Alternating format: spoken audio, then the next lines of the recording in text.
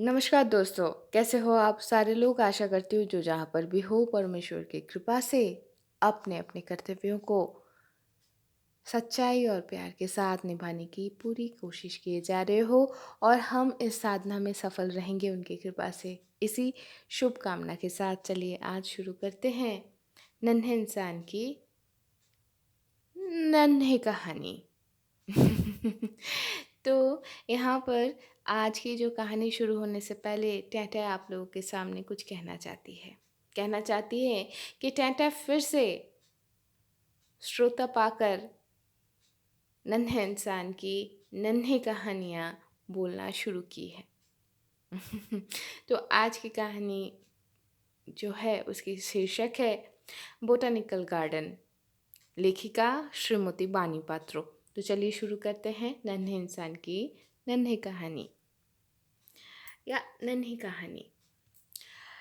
टैंटा लोग अभी अपने किराए के मकान से अपने मकान में चली आई है।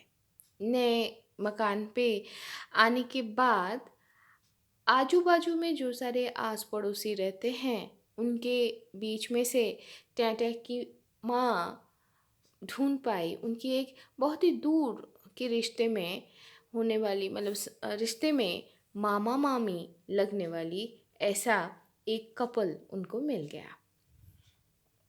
तो उस मामा-मामी के साथ एक ही उस मामा-मामी के साथ एक ही मोहल्ले में वो लोग रह रहे थे क्योंकि आस-पड़ोस में पड़ोसी बन गए हैं। तो और उस मामी की बहुत सारे बच्चे थे। टैंटा की उम्र की, उससे बड़े, उससे छोटे और उसकी जो दीदी हैं, उनसे भी बड़े, लड़का-लड़की सारे थे। उस मामी के घर के साथ उनके साथ टैंटा लोगों का एक बहुत ही गहरा रिश्ता बन गया। नए घर पे आकर टैंटा तो तब नए क्लास 7 में चली गई। तो तब स्कूल की छुट्टी भी चल रही थी। तो उस मामी के जो 3 लड़के हैं अगर सही में गिना जाए तो 3 लड़के और 1 लड़की थी और टैंटा और उसके भाई-बहन मिलकर एक दिन बॉटेनिकल गार्डन देखने जाने की सब कुछ ठीक कर लिए। दे डिसाइडेड, है ना? वो ठीक कर लिया कि बॉटेनिकल गार्डन देखने जाना है। तो मामी की जो सबसे बड़ा लड़का था वो कहे हम लोग सारे ना पैदल-पैदल चल के बॉटेनिकल गार्डन देखने चलेंगे। तो टैटा लोग कहे हाँ, वो तो बहुत दूर है। तो मामी के बड़ा लड़का बड़ा भैया बोले कि अरे देखना, मैं तुम लोगों को ऐसे अंदर अंदर के रास्ते से लेके जाऊंगा ऐसे शॉर्टकट देखकर कि तुम लोगों को कुछ मालूम ही नहीं चलेगा। ये बोलकर एक दिन सारे लोग मिलकर एकदम एकजुट होकर पूरा पलटन निकल पड़ा। अच्छा, यहाँ पर बोलना ज़रूरी है, ये पूरा पलटन अपने माँओं के हाथों के बनाया हुआ खूब सारे खाना भी अपने साथ लेके चली थी और साथ में पीने की पानी भी। तो सारे कुछ लेकर वो लोग पैदल पैदल बॉटेनिकल गार्डन के लिए निकल पड़े। घर से निकलते ही सारे लोग मिलकर रास्ते जो भी रास्ता था उससे बहुत दूर चले। उसके बाद रास्ता और होता नहीं है, उन्हें समझ में नहीं आया। तब सारे लोग एक जगह खेत के ऊपर खेत के बीचों बीच उसके ऊपर खाबर ज़मीन के ऊपर से वो लोग चलने लग गए। अब उस ऊबड़-खाबड़ वो जो खेत है उसके ऊपर वो लोग चले और बार-बार उनको रुकना पड़ता, बार-बार वो गिरता-पड़ता रहते। वो सारे तो विभिन्न विभिन्न लेंथ के नन्हे इंसान थे, है ना? और सारे लोग उफ़! आह! माँ, बाबा, अरे, अरे! अरे! फिर से गिर गया, अरे! पैर में लग गया। ऐसे बोलते-बोलते लेकिन उसी के साथ मज़ाक करते-करते उस पूरे उतने विस्तृत जो खेत था, उसको वो लोग क्रॉस करके चले गए। और फिर उस खेत को जहाँ तक वो लोग क्रॉस कर लिए, तो फिर थोड़ा-सा एक ऊँचा-सा ज़मीन उन लोगों को दिखाई पड़ा, वहाँ पर वो लोग चढ़ गए। फिर सारे कूद-कूद के एक रास्ता आया, वहाँ पर वो लोग उतर गए। उस रास्ते से फिर वो लोग चलना शुरू किए और बहुत दूर जाने के बाद सारे लोग एक टूटा हुआ दीवार के सामने आ गए। अब वो उस टूटे हुए दीवार का वो लोग क्या करें तो पता नहीं था, तो इसीलिए टें-टें उस बड़े भैया को पूछे, "अब हम लोग कहाँ जाएँगे?" तो वो मामी के बड़ा लड़का मामी मामी का बड़ा लड़का जो बड़े भैया हैं वो बोले, "ये जो टूटा हुआ दीवार है ना, इसके अंदर से ही हम लोग घुसेंगे।" किसके अंदर जानती है? बॉटेनिकल गार्डन में। तो सारे लोग मिलकर एक-एक करके उस टूटे हुए दीवार के जो छोटा-सा ओपनिंग था, उसमें से वो सारे एक-एक करके बॉटेनिकल गार्डन में पहुँच गए। गार्डन के अंदर पहुँचने के बाद इधर-उधर वो लोग देखने लगे थोड़ी देर और देखते-देखते टें-टें परिचित-अपरिचित हरियाली के बीच अपने आप को खो डाली। अपरिचित के साथ परिचित हुई और परिचित के साथ और भी निविड़ हो गई हमारी टें-टें।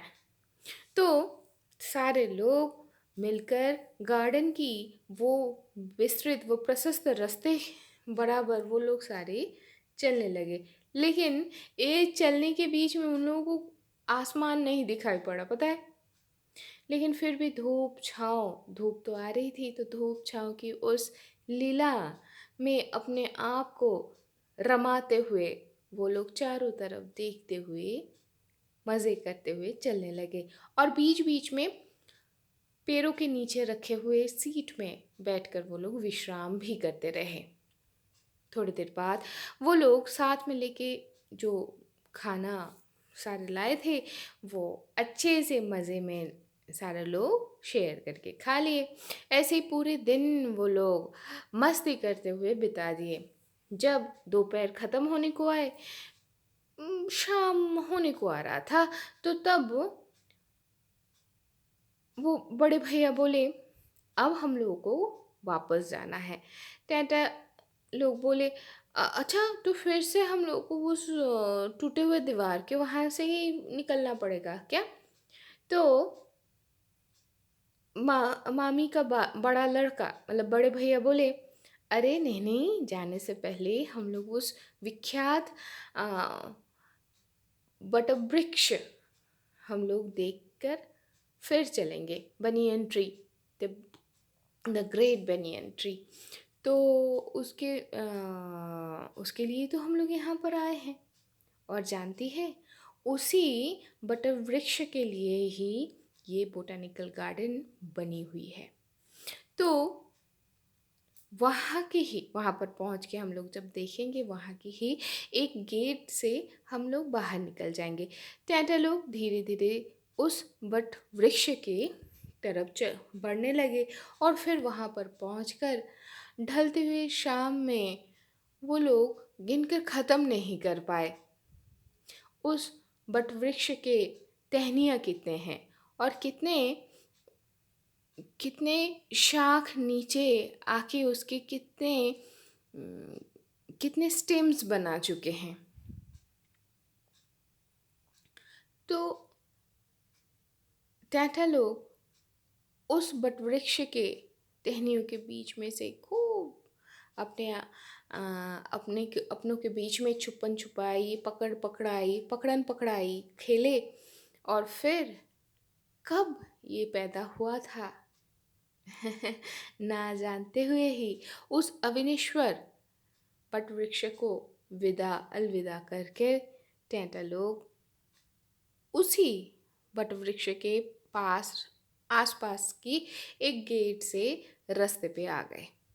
इसके बाद वो लोग कुछ देर के लिए बस स्टैंड में खड़े रहे और फिर एक बस में चढ़ गए और फिर वो बस आकर एक मतलब क्या बोले, 3 रास्ते के मोड़ पे के जंक्शन में उन लोगों को उतार दिए। तो तब शाम हो गई थी। तो टाटा लोग अपने अपने घर के रास्ता पकड़ के सारे लोग मिलकर पैदल ही अपने अपने घर वापस चले गए। वैसे इसमें भी मस्ती करते हुए ही वापस के चले गए। तो यहाँ तक ही थी बोटेनिकल गार्डन की कहानी। लेकिन यहाँ पर मैं आप लोगों से ना शेयर कर पाऊँ तो मेरी भी नींद पूरी नहीं होगी। तो चलिए मैं भी अपना एक छोटा सा अनुभव शेयर कर लेती हूँ। हम जब गए थे अपने पिता के साथ, तो तब हमारे ये जो वटवृक्ष है, the great banyan tree, it was not alone, it was not left alone. तो इसका जो पूरा परिधि है, वो पूरा परिधि एक बड़े से दीवार से घेरा गया था। तो हम जब देखे उस प्राचीर के सामने जब आए तो पता चला, मतलब मैं इतनी नन्ही थी कि मैं अपने दाएं तरफ और बाएं तरफ उसका सीमा आंकलन नहीं कर पाई।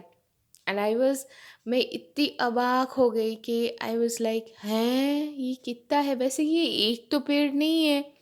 तो आई वॉज थिंकिंग कि ये तो बहुत सारे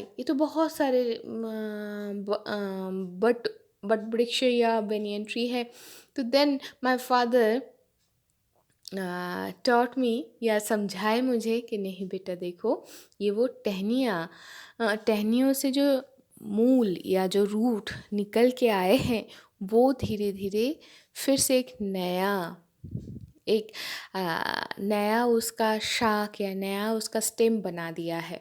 और तुम जो देख रहे हो, मूल जो स्टेम है, वो तुम देख ही नहीं पा रहे हो।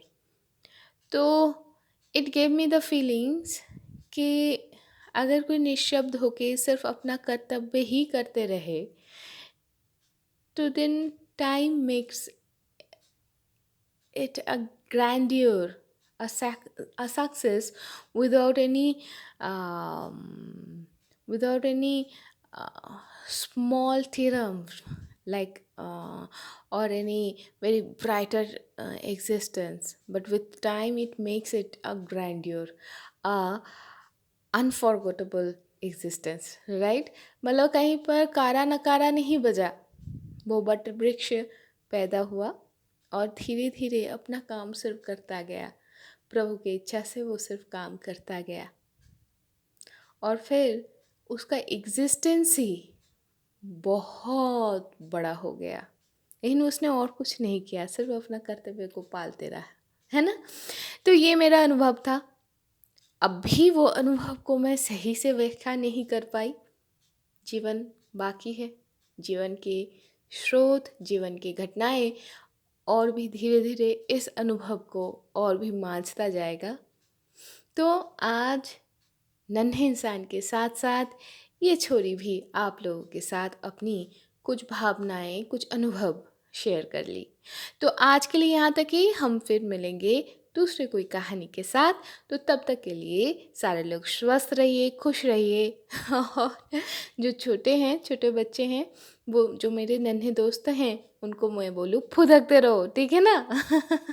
तो आज के लिए यहाँ तक ही। टाटा।